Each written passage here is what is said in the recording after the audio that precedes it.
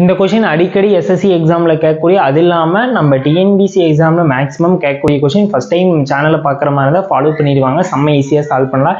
இது போல ஒரு சிலருக்கு சால்வ் பண்ண தெரியாத வீடியோ பாருங்கள். 3 சிறுவர்களின் சராசரி வயது கொடுத்துட்டாங்க. அது இல்லாமல் அவர்களின் வயது விகிதம் சொல்லி கொடுத்து அவர்களின் சிறுவரின் வயது என்னன்னு சொல்லி கேட்குறாங்க. இளைய சிறுவனின் வயது நல்லா வாட்ச் பண்ணிக்கிங்க. இளைய சிறுவனின் வயது ஈக்குவல் டு ஃபஸ்ட்டு என்ன பண்ணுறீங்கன்னா 3 சிறுவர்களோட டோட்டல் வயது ஃபைன் பண்ணிங்க. மொத்த வயது ஃபைன் பண்ணுறதுக்கு என்ன பண்ணுறீங்கன்னா மொத்தம் எத்தனை பேர் 3 பேரா இன்ட்டு அவங்களோட சராசரி வயது எவ்வளோ கொடுத்தீங்கன்னா 25 மல்டிப்ளேஷன் பண்ணிங்கன்னா 75 வருதா.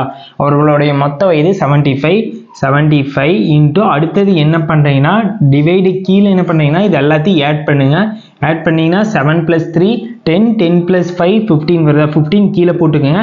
நம்ம கிட்ட என்ன கேட்குறாங்க, இளைய சிறுவனின் வயது என்ன 3 போட்டுங்க. அடுத்து கேன்சல் பண்ணுங்க.